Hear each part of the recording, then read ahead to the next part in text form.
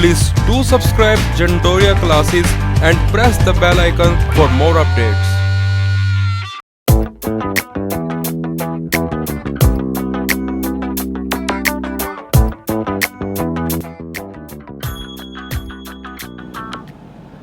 Welcome guys to my channel जंटोरिया classes. आज का जो हमारा टॉपिक है वो है इंटेगुमेंट्री सिस्टम। अब इंटेगुमेंट्री सिस्टम से मेरा मतलब क्या है? इंटेगुमेंट या इंटेगुमेंट्री से आप मेजरली अगर मैं बोलूं आपसे तो वो होता है जो हमारी बॉडी का जो आउटर पार्ट है, मैं उसकी बात कर रहा हूं यहाँ पर। जैसे स्किन है, ये नेल्स हैं या आपके हेयर हैं, ये सारी चीज़ें जो आपके बॉडी के आउटसाइड हैं, जो आपकी बाहर की लेयर बनाती है, इसे बोला जाता है सबको मिलाकर इंटेगुमेंट्री सिस्टम। तो मेजरली मैं कहूं तो इसमें स्किन प्लस हेयर प्लस आपके नेल्स। ओके, तो अब हम समझते हैं कि स्किन क्या चीज है। पहली बात तो जो स्किन है वो हमारे शरीर का सबसे बड़ा ऑर्गन है। स्किन सबसे बड़ा ऑर्गन है और अभी मैं आपको बताता हूं कि स्किन को हम कैसे डिफाइन करते हैं, हम कैसे उसे, कोई पूछता है तो कैसे हम उसके बारे में सबको बताते हैं। स्किन है external covering of the body. Skin हमारी एक्सटर्नल कवरिंग है और ये इसका काम क्या है? एक तो हमारे ऊपर जो बाहर से यूवी रेडिएशन आ रही है, मान लीजिए ये सन है, सन से यूवी रेडिएशंस आ रही हैं। सबसे खतरनाक कौन सी है? बी की रेडिएशन है, बी वाली। तो सबसे खतरनाक जो यूवी रेडिएशन है, ये सारी चीजें हमारे शरीर में मतलब अंदर ना घुस जाए, तो इसे रोकने का काम करता है हमारी स्किन, जो उसके और हमारी बॉडी और यूवी रेडिएशन के बीच में एक बैरियर का काम करती है। तो स्किन सिर्फ इससे हमें नहीं बचाती है, कई सारे ऐसे पैथोजेंस हैं या कई ऐसे बैक्टीरिया हैं, वायरस हैं जो 24 घंटे हमारे शरीर में जाने के लिए कुछ ना कुछ करते रहते हैं या हमारे शरीर पर 24 घंटे अटैक करते रहते हैं। तो उसे हमें बचाने के लिए स्किन एक बैरियर का काम करती है। तो अब क्वेश्चन जो हमारे दिमाग में आएगा सबसे पहले वो है, but what's make up the mouth, rectum, nostrils. कि चलो ठीक है, आपने कहा है कि स्किन है तो स्किन सारे शरीर पर कवर कर रही है, लेकिन माउथ का क्या, रेक्टम का क्या और नोस्ट्रिल्स का क्या, या और भी जितने हैं जैसे मतलब यूरियोजेनाइटल ट्रैक्ट्स हैं, इन सब में क्या चीज है जो, क्योंकि वहां स्किन तो है नहीं, सीधी सी बात है, स्किन वहां है नहीं, तो वो क्या चीज है? वहां हम कहते हैं म्यूकस मेम्ब्रेन। ये हमारे स्किन का ये पार्ट है। जो चीजें, देखो इसे ऐसे समझो कि कई हमारे शरीर में ऐसे पार्ट्स हैं जो बहुत ही ज्यादा सॉफ्ट हैं, वहां पर मतलब इतनी हार्ड स्किन नहीं हो सकती है, इतनी हार्ड स्किन से काम नहीं चल सकता। हमारा माउथ है, माउथ में आप देखिए, माउथ में कोई स्किन तो नहीं है, वहां पर म्यूकस मेम्ब्रेन है, स्किन की एक मॉडिफाइड फॉर्म है। ये म्यूकस मेम्ब्रेन हमारे जो स्किन है, स्किन की फॉर्म है, और यहाँ पर ये म्यूकस है, बहुत ज़्यादा स्लिपरी टाइप है, तो बहुत ज़्यादा सॉफ्ट भी है, और वो म्यूकस निकालती रहती है ताकि, क्योंकि इतनी हार्ड तो है नहीं, तो कुछ ना कुछ ऐसी एक्स्ट्रा चीज़ उसे निकालनी पड़ेगी जिसके थ्रू वो अपने आप को जो पैथोजेंस हैं, जो बैक्टीरिया हैं, उससे बचा सके। तो उसके लिए वो म्यूकस निकालती है। म्यूकस आपको पता है, कई बार आपका गला खराब होता है तो उसके अंदर एक मतलब विस्कस सा एक लिक्विड प्रोड्यूस होने लग जाता है, बड़ा गाढ़ा, जिसे बलगम बोल देते हैं हम हिंदी। तो वो क्या है? वो है म्यूकस। तो वैसी म्यूकस बड़े टाइप के होते हैं। तो जो हमारे माउथ है, आपने देखा होगा, बड़ा ही स्लिपरी है, माउथ हो गया, रेक्टम हो गया, नोस्ट्रिल्स हो गया, ये सब म्यूकस है। नोस्ट्रिल में म्यूकस होना क्यों जरूरी है? नोस्ट्रिल में म्यूकस होना इसलिए जरूरी है क्योंकि बहुत सारे हम जब सांस लेते हैं तो हवा में बहुत मिट्टी भी है, और ये जो पैथोजेंस हैं या फिर बैक्टीरिया हैं, वायरस हैं, ये सब चीज़ें उसमें मिक्सअप हैं। तो वो सारी चीज़ें हमारे नाक के थ्रू हमारे फेफड़ों में ना चली जाएं, हमारे शरीर में ना चली जाएं, तो वहाँ पर म्यूकस प्रोड्यूस होता रहता है। आपने देखा होगा कि आपको जब सर्दी लग जाती है तो वहाँ पर क्या होता है? नाक बहना शुरू हो जाता है, वो म्यूकस होता है। म्यूकस निकलना वो आपके शरीर का एक डिफेंस मैकेनिज्म है कि कोई चीज़ अगर आपको अटैक कर रही है तो उससे बचाने के लिए उसके पास ये चीज़ें, ये औजार हैं उसके पास, जिसके थ्रू वो ये सब हाँ चीज़ें करता है। और वैसे भी आपको पता होना चाहिए ये चीज़ कि जो ये रहने दीजिए, अब राइनो के बारे में समझिए। जो राइनो वायरस है, इसका कोई भी आज तक दवाई नहीं बनी है, ये मेडिसिन नहीं बनी है। और ये क्या करता है, ये हमारे शरीर में जो आपने देखा होगा सर्दी सर्दी लग जाती है, वो सर्दी किस तरह से लगती है, ये राइनो वायरस है। सबसे एडवांस वायरस है, इसकी कोई दवाई आज तक नहीं बनी है। जब भी कोई दवाई बनाते हैं तो ये अपनी फॉर्म चेंज कर लेता है, और इसकी आज तक हमारे पास कोई क्योर नहीं है इसका। तो ये सबसे खतरनाक और सबसे मतलब एडवांस टाइप का वायरस है राइनो वायरस। तो इसे याद रखें, ध्यान रखें। तो अब जो आगे आता है वो है हमारी स्किन लेयर्स। जो स्किन है वो कितने लेयर से बनी है, या फिर उन लेयर के काम क्या क्या हैं, वो किस मैकेनिज्म में काम आती है।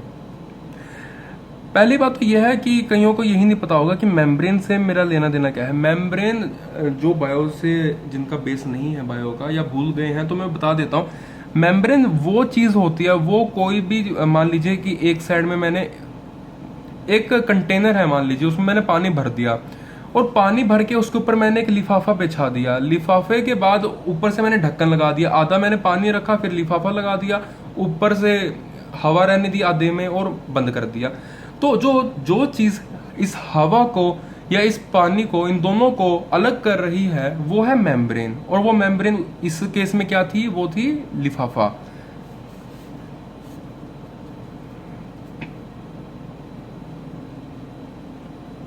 मान लीजिए मैंने बंद कर दिया, ये मान लीजिए ये यहां पर पानी है, और यहां पर ये अपनी एयर है, और ये मैंने लगा दी थैली, ये थैली लगा दी।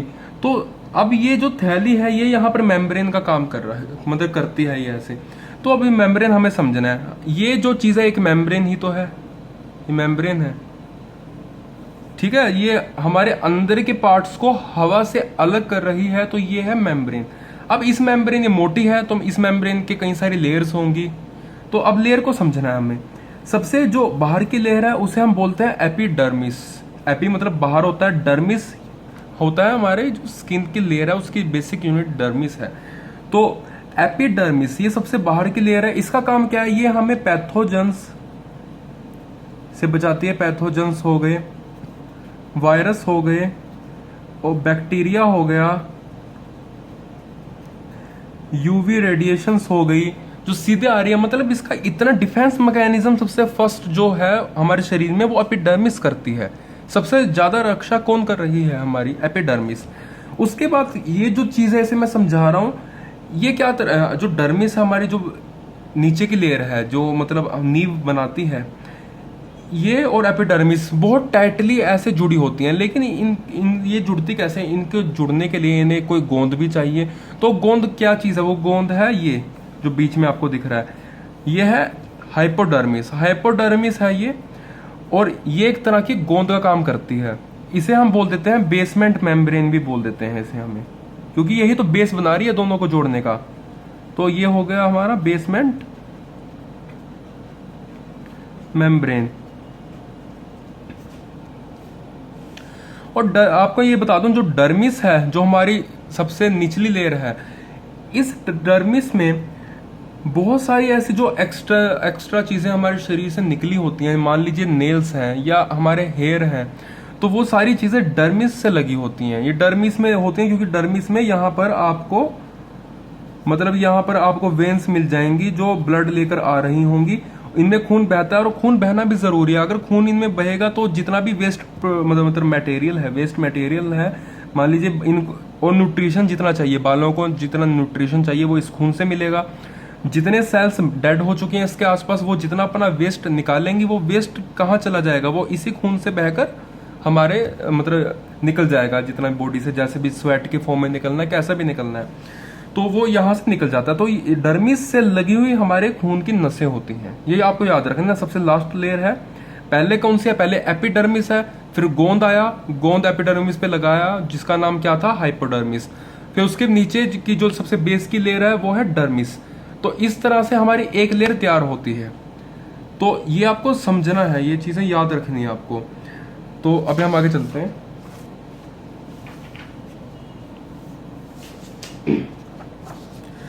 सो अब जो आता है हमारा नेक्स्ट, वो है स्किन कलर। अब सबके दिमाग में ये चीज़ आती है कि हमने बहुत लोग देखे हैं जिनका स्किन का कलर सेम नहीं होता, हमारा भी सेम नहीं है। आपके घर में ही ऐसे होंगे जो डिफरेंट टोन के होंगे इंसान।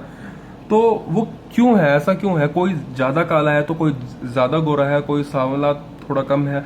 तो क्या कारण है? इसका कारण क्या है? मेलानिन। मेलानिन एक पिगमेंट है जो हमारे स्किन में पाया जाता है। मेलानिन जितना ज़्यादा होगा उतना स्क्रीन जो हमारी स्किन है उसका टोन उतना ज़्यादा होगा। तो we see different skin colours due to the presence of melanin. Melanin क्या है? पिगमेंट है। और मैंने आपको पहले लेक्चर में बताया था कि जहां पर पिगमेंट शब्द आ गया इसका मतलब ये किसी कलर से रिलेटेड है, इजंट इट? बताया था ना आपको। तो मेलानिन जहां पर मतलब मेलानिन हमारे स्किन में है और पिगमेंट जहां पर आएगा उसका मतलब कलर से रिलेटेड है। तो मेलानोसाइट्स इन एपिडर्मिस, ये क्वेश्चन है तो इसे समझिए। मेलानोस हमारी जो एपिडर्मिस है, मेलानिन पिगमेंट मैंने आपको बता दिया ये कहां पर मिलता है, स्किन में मिलता है।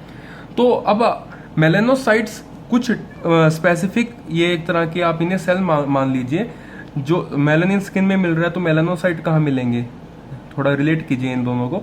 ये भी स्किन में मिलेंगे। स्किन की किस लेयर में? एपिडर्मिस। क्योंकि एपिडर्मिस आउटर लेयर है, आउटर लेयर में पिगमेंट होगा तभी हमें क्योंकि जो बाहर ले देखो सीधी सी चीज है। अब दीवार है, दीवार पे जो आप बाहर पेंट करोगे वही पेंट ही तो लोगों को दिखेगा। तो पेंट अगर आपको अपने स्किन पे करना हुआ तो आप बाहर ही तो करोगे। तो बाहर की कौन सी लेयर है? एपिडर्मिस।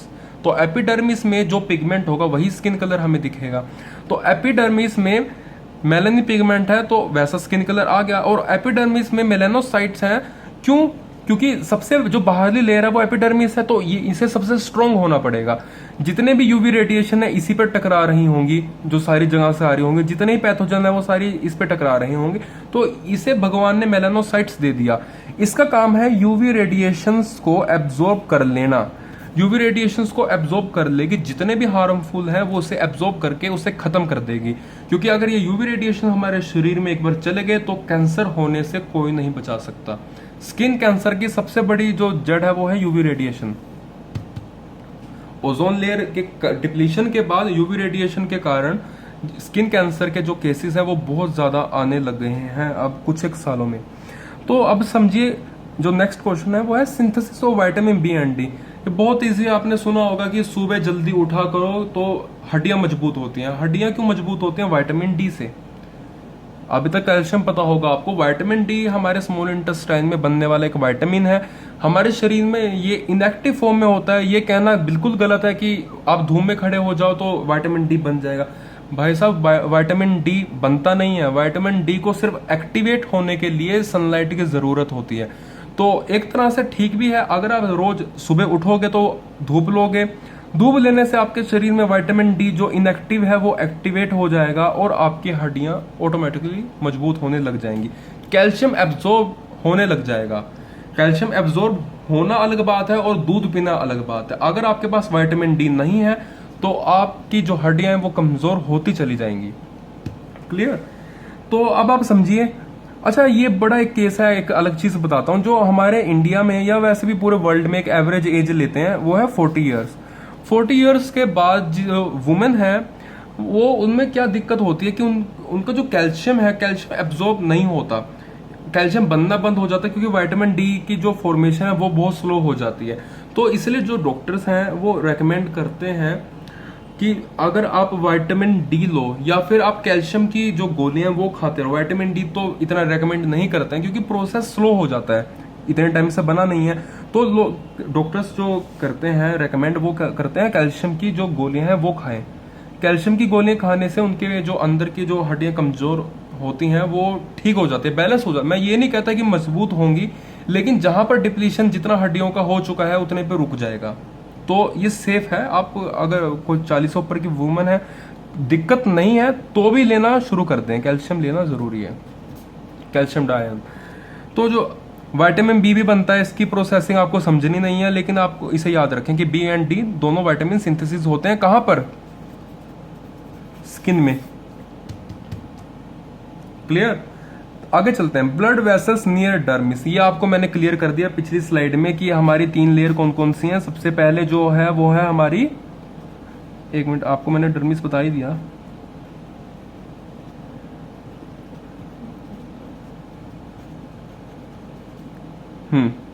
तो मैंने आपको ये बता दिया था कि एपिडर्मिस है और डर्मिस है। डर्मिस के यहाँ पर ब्लड वेसल्स होती हैं। तो ये वही बातें कि ब्लड वेसल्स नियर डर्मिस क्यों होती है, ये मैंने आपको क्लियर कर दिया है। आगे बढ़ते हैं। 5 लेयर्स ऑफ एपिडर्मिस, ये बहुत पूछते हैं। अब जो एपिडर्मिस है वो मैंने आपको बता दिया कि एपिडर्मिस बाहर की लेयर है। अब इसकी जो सब लेयर्स हैं, यहाँ पर 5 लेयर्स जो हैं वो सब लेयर्स की बात कर रहे हैं। ये सब लेयर किस में होते हैं? ये होते हैं जहां पर आपका काम जो शरीर का है वो ज़्यादा होता है या ज़्यादा यूज़ होता है। अब सबसे ज़्यादा क्या चीज़ है?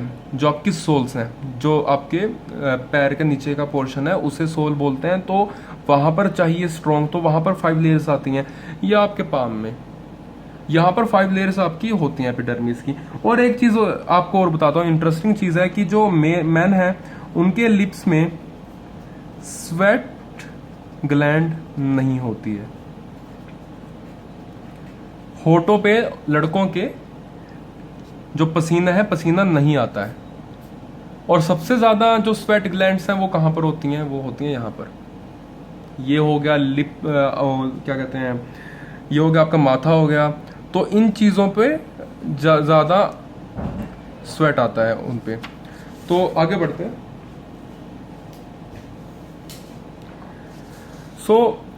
अब हम लास्ट स्लाइड पे आ चुके हैं। छोटा ही चैप्टर है लेकिन समझने का काफी है, तो इसे समझिए। जो चीज आपको समझ नहीं आती है आप पॉज कीजिए इस वीडियो को, अभी पीछे जाइए, एक बार देखिए, हर चीज रिलेट करती है। ये चैप्टर पढ़ना जरूरी है आपके लिए, क्योंकि अगर आप ये पढ़ोगे तभी आप आगे प्रोसीड कर पाओगे। क्योंकि आगे मैं आपको ये सारी लेयर्स जो यूज होंगी उनके नाम आपको याद रखने पड़ेंगे, क्योंकि सीधे सीधे पूछ लिए जाते हैं क्वेश्चंस के अंदर। तो आगे चलते हैं। ब्लबर क्या चीज़ है? ब्लबर एक तरह की ऐसे है कि मान लीजिए आउटर स्किन है और ये इनकी डर्मिस है। इन दोनों के बीच में होगा क्या कि बहुत ज़्यादा फैट की लेयर जमा हो जाएगी एडिपोस टिश्यूज में। आप बस याद रखिए कि अगर ये बाहर की लेयर है और ये लास्ट की लेयर डर्मिस है तो ये फैट की लेयर बन जाती है। अब ये फैट की लेयर है ये कई जो जानवर हैं उनमें बड़ा काम देती है। तो जैसे सील है वो पानी में रहती है, तो बर्फीले इलाके में रहती है। तो होता क्या है कि इतनी मोटी हो जाती है फैट के कारण कि इसके अंदर जो बर्फ है, बर्फ की जो ठंडक है वो नहीं जा पाती है। तो ये शरीर में हीट बनाए रखती है और इस प्रोसेस को बोलते हैं होम्योस्टेसिस। होम्योस्टेसिस बोलते हैं इस प्रोसेस को। इसका मतलब होता है अपने आप शरीर का टेम्परेचर को रेगुलेट करना। तो ब्लबर क्या चीज है? ब्लबर है फैट का एक मोटी लेयर बन जाना हमारे स्किन में, जिसके थ्रू हम अपने शरीर का टेम्परेचर नॉर्मल कर सकते हैं।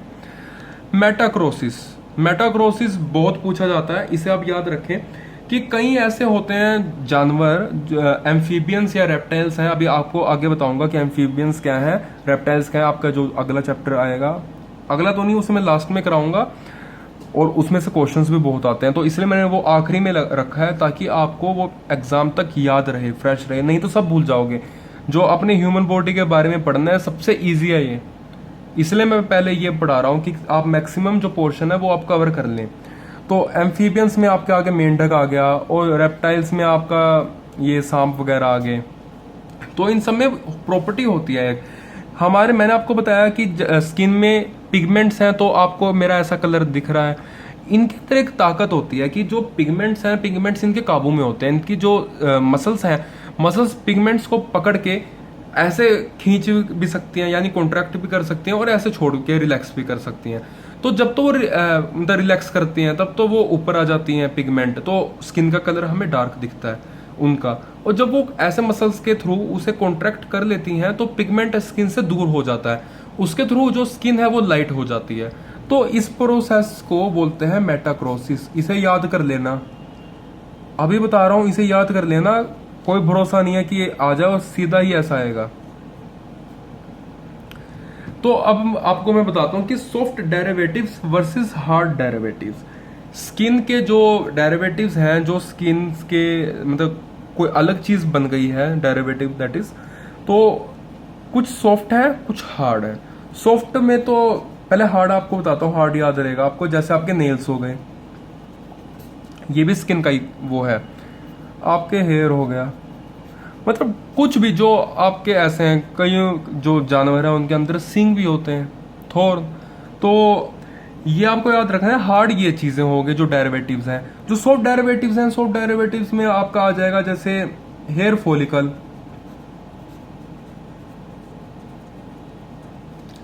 या आपकी स्वेट ग्लैंड्स। तो ऐसे ऐसी चीजें आपसे पूछ लेंगे, स्वेट ग्लैंड्स क्या चीज है, सॉफ्ट डेरिवेटिव्स है, हेयर फॉलिकल है। तो ये चीजें आपको याद रहनी चाहिए कि हार्ड डेरिवेटिव्स में के जो एग्जांपल्स हैं वो आपको याद रहने चाहिए। तो इस चैप्टर में ये था आपका पढ़ने वाला, इसमें समझने का ज्यादा था, रटने का कुछ इतना था नहीं। लेकिन ये चैप्टर आपको हर चैप्टर में हेल्प करेगा। ये एक तरह का मतलब बेसिक नॉलेज है बायो को पढ़ने के लिए। मैं आपको बेसिक नॉलेज पहले ही मैंने सारी नहीं पढ़ाई, क्योंकि मुझे पता था कि जैसे आगे आएगा, जिस चैप्टर में जितनी बेसिक नॉलेज की नीड होगी उतना मैं आपको तभी करा दूंगा और आप उतना कर भी लेंगे। अगर मैं सारा ही आपको चीजें एकदम डिलीवर कर दूंगा तो उससे कोई फायदा नहीं होने वाला। सिलेबस तो मैं कंप्लीट बिल्कुल करा दूंगा अगर मुझे ऐसे करवाना पड़ा, लेकिन उसका फायदा होना ही नहीं है। मेरा पढ़ाने का फायदा तभी होगा जब मैं आपको चीजें पढ़ाऊंगा और वो आपको समझ में आए। और अगर नहीं आती तो कमेंट बॉक्स आपके पास है ही, आप उसमें कमेंट पक्का करें। कमेंट करेंगे तभी पता चलेगा मुझे। और फेसबुक पेज को अभी आप लाइक करें। तो अभी के लिए इतना काफी है, फिर मैं आपसे मिलूंगा कल एक नई वीडियो के साथ। तब तक के लिए बाय।